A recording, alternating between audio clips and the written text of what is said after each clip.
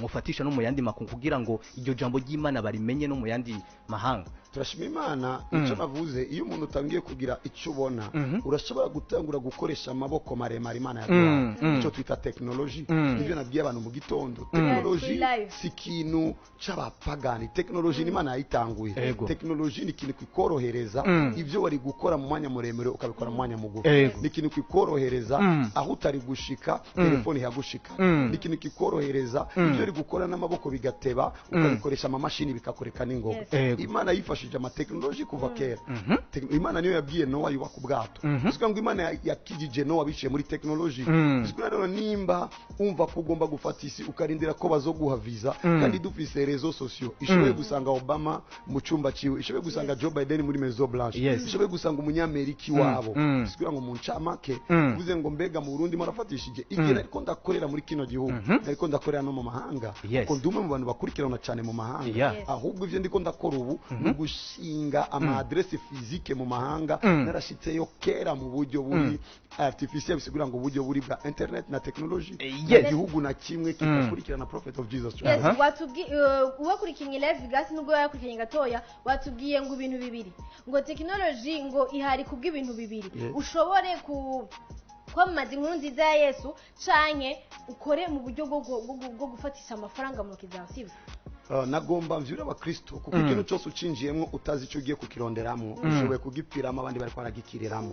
Mu ncamake technology nigeze ibambi, ariko umunsi technology yabaye mbi Imana yarabitovye. Nagomba kugira ngo bagire limite muri technology, tugeze muri intelligence artificielle. Ibandanije gutya Imana ishoboye kubitoba sasa sire ku mwana w'umuntu ariko arubaka igisagara ca Babel,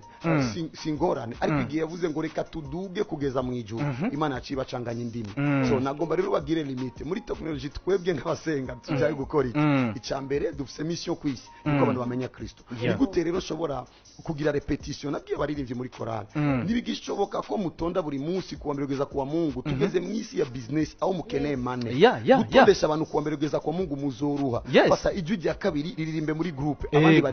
bari repeti wabo mure rimwe, indi myanya barondera ifaranga. I told you, numvise muko muravuga ngo mane ifaranga utarifise, bivuga ngo mane answers everything, ifaranga gishura vyose. Bizgura ngo mutarifise naho nyene ejo muzokwama, rero gerageza mugane umwanya. Aho rero niho navuze technology ikitegerezwa kugira objective zibiri ku muntu asenga, abantu bamenye Kristo. Ndiko ndabikora, abantu bangurikirana kuri page ni benshi, kandi banatubwiye ngo urafite ngo uri mu businessman. I do business, ndakora business. Kandi ubiraze neza kuri live afite telefone atatu, ariko Bibiliya ntayibagira. Bo telefone zitatu nazo nyene ni business. Let me show this. Mbangeneye guca kuri Facebook, mbangeneye guca kuri YouTube, ni oblige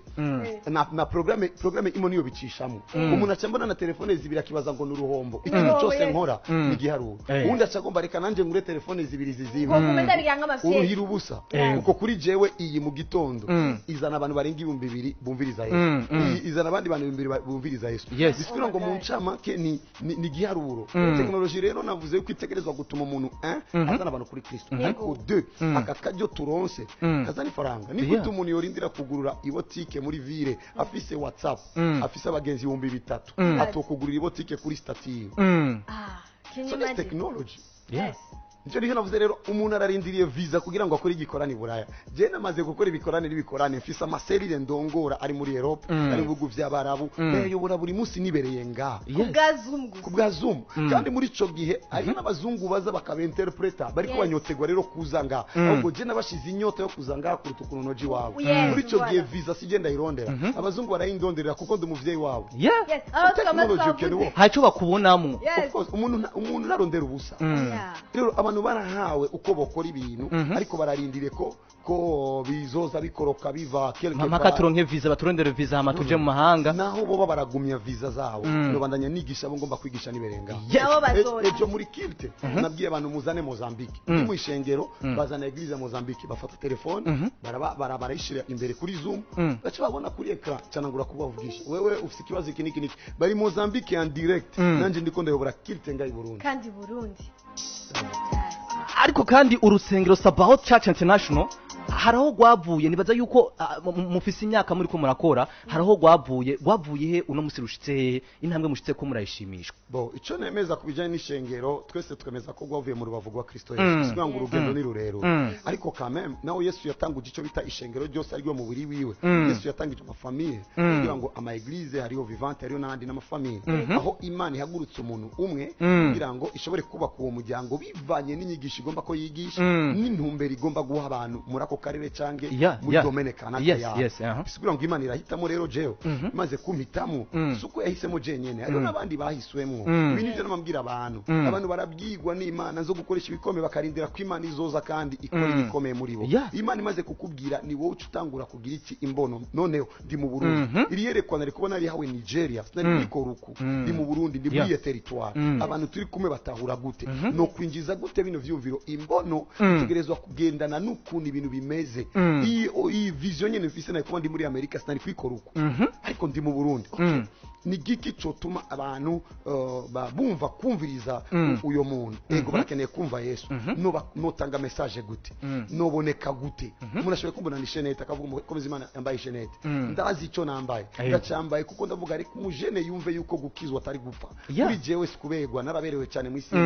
ariko ndafise ukuntu nkominika tumenya ikiganiro muri umwanya abacumviriza benshi nabaza kukibona ni shenese reka ndamukominike mu maso kugira ngo final mu mukozi Imana aruguriye mu mutwe niyaza azomenya ukuntu mu mutwe Yesu yahatunganije bikunde yuko ndamuha message donc ikimana rero ikora nico imaze kugwa iyo yerekwa ni wowe uca wicara mbega ibintu ndabikore gute ndashitangura kubikora siramo no gusenga urugendo ni rwabaye rurerure cyane nkuko abantu bovyita ariko aho rugeze turashimiye Imana ahubwo ubwo turindiriye ni rurerure cyane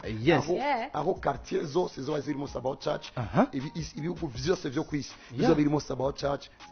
uko bazohora baza bakaza ino iyo dufite ibikorane binini ivyo navyo si ibintu biza muri video urabitegura ico gituma abantu bumva ariko ndiko ndatunganya umusozo w'amasengesho ku musozo w'amasengesho hepfo hari ikibuga kinini kizoguma kiri vide kugira ngo nibaza bavuye kwisi bose dukorere conference hajya hariko rubakwa hotel kugira ngo baronga aho bajyama imbono kuvuga gusa ndabona uri kurakora iki kugira ngo uzoshika uri kuraje kuko kubona ni kimwe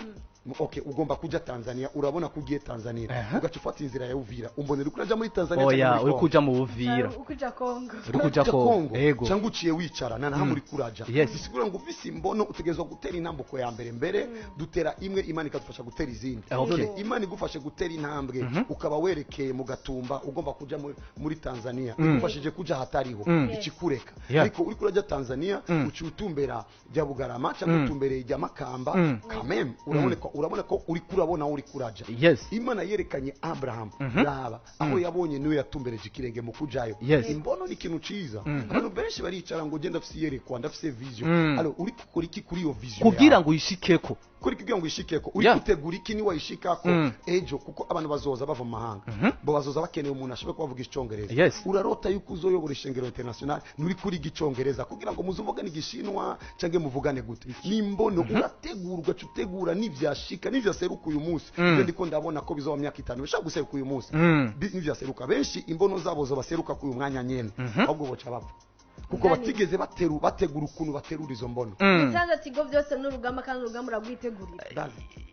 ariko kandi profete muriko muratubwira ibintu kandi nibaza yuko abariko baratwumviriza bariko barahigira byinshi ariko hari byaranze ugo rushengero rw'iwanyu gushika uno munsi hari bikorwa mwagiye murakora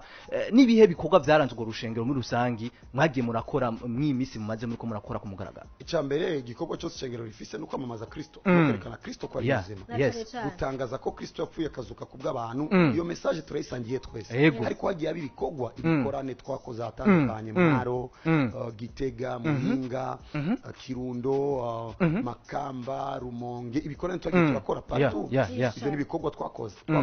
ibikorwa byo gufasha buri mwisho w'umwaka dusangira n'abatishoboye bishobora kwigisha abantu ko Imana ihezagira abafasha imfuvyi twe tutabafasha kugira ngo ibikorwa byarakozwe ari ibikorwa jewe nkora muri office di prophet kugira ngo bibiri ya prophet ndira abantu ma Minerval bamwe ntabonzi ibikorwa byagiye birakogwa ni byinshi cyane byo guparticipa mu iterambere ari abantu twahaye imitahe hari inyigisho kiresize abantu bumva zishengero mukizwe hari inyigisho dukoresha abajene ziri special kugira ngo bige ukuntu bo kwisunura ifaranga kuko hari abantu barondera kugira ijambo ngo ndakeneye kuzogira ijambo mu gihugu ndakeneye kuzogira ijambo mu muryango nze nitoze ivyo bintu niba bisengera uzorira mu masengesho fata uyu munsi yabaye inzara ahantu kanaka habaye inzara ahantu kanaka hamaje ngarungika ikamyo y'imfungurwa bura amatara azonye imijambo oya abantu rero barasamara utegerezwa kwiga ukavuga ni gute nova hasi ari ibintu baronderera muri video urakeneye kugira ijambo kwa mama wawe buri munsi ugiye kugifungurwa ziwe uzomubwira ko ijambo azokubwira ko ijambo fata umunsi umwe mushira isashe y'inyama ubwa kabiri azovuga mwana ubibona gute hari ijambo ry'Imana rivuga ngo ikinyama kiba ari cyo kibanza of course utanzwe twishwe n'abantu uvuga ati yanzira yindi nyene niyo dukwiye gose gutereramo imbere ariko ari inzira nyinshi cyane man of God watubwiye ati hari ibikoranagira byinshi meme no hagati mu gihugu turakeneye kumenya wagize byo bikorane canke urafite izindi nzira wabikoresheje kuko mu gutanga inkuru nziza ya Kristo twitanga gutandukanye haba bivuga mu buryo bwo kuririmba haba bivuga mu buryo bwo kubuvuga haba bivuga mu buryo bwo gutamba bivuga ku bintu byinshi muri byo bikora cyangwa muri izo ntara agiye atemberamo wowe wabigenjeje gute je namambwira abantu iyo nshize inayi y'ubuzima bwanje ndavuze aho na Geneva icambere nkoresha ndashinga inayi birazwi ko nari muri izi ndirimbo narizwi kera ndakareka yuko Imana ishoboye guhindura bice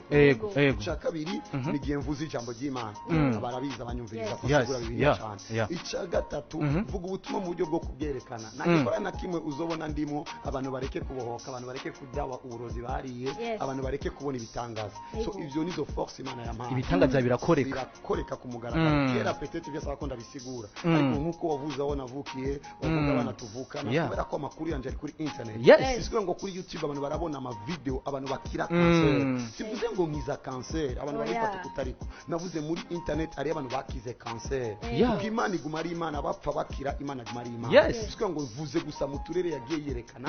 hari impumyi zabonye ariko ndavuga ngo genda rero ku mpumyi zose zibone no siko bimeze Imana ishoboye guhitamo gutuma umwe abona umugambi w'Imana ejo twari kuri match ya Overtime kugira ngo dutegure igikorane kinini tukareka tugire competition twerekane ariko ikintu nza gusigura kijanye n'imisozi indwi kugira ngo abantu bumve igituma nkora gutyo ndavuga reka tugire competition ya football abantu bazakuraba football amabaje kuraba football tubabwira ubutumwa n'indi nzira mu kuvuga ubutumwa ndabwira abantu bihane baraza ndavuga hari umuntu hagati muri mwebwe uwo muntu yitwa Claude iyo nibundi buryo Imana hisemo kureka ndamuvuga izina uwo muntu Imana ikoresheje igitangaza umuntu acaraza imbere ngo ni jewe acarakizo sikugira ngo uburyo bwo kuvuga ubutumwa ni bwinshi ni bwinshi ivyo vyabaye kumugaragara babona alors byagiye biba gutyo rero hari igihe twagenda ahantu ugasanga turavuga ubutumwa tukavuga abantu bakano karere bagiye kubapfumu cyane so ko tubemeza ko Imana iruta abapfumu so muri iyo nzira nayo choice camagarara imbere ngavuga hari umuntu witwa kanaka wavukiye anana baca baza ni jewe cecekera kuko je cyo mbankeneye nuko gusa bamenya ko Imana ibaruta kugira ngo nereke ko zigwamagara amazina y'abantu zishobora kuba ahantu nibibe ariko iyo mbonye akarere cyambwira Imana gukorera mfasha gukorera muri ibi kugira ngo uronke abantu Imana nayo itayari gukora icyari cyo cyose kugira ngo abantu bayimenye